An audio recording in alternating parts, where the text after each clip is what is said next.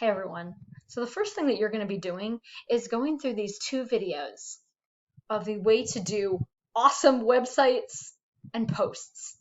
How do you make a blog that really works? How do you have a website that has high quality? These two videos are going to walk you through that. And that's going to give you really the background you need to do everything that we're doing in this workshop. And remember, you're trying to create a dynamic, engaging space, not just cut and paste your paper into an online space like this. So notice use of colors, use of size, use of things that you would never be doing in an MLA paper because it's about where you're drawing their eye. Oh, this is about what? It's about being interactive. It's about being fun. It's about the joys of reading. Well, that's actually sort of the main point of all of this text here that you can get just jumping between words that are bright, highlighted, made to draw your attention. So think about ways you can do that, and I look forward to seeing what you do.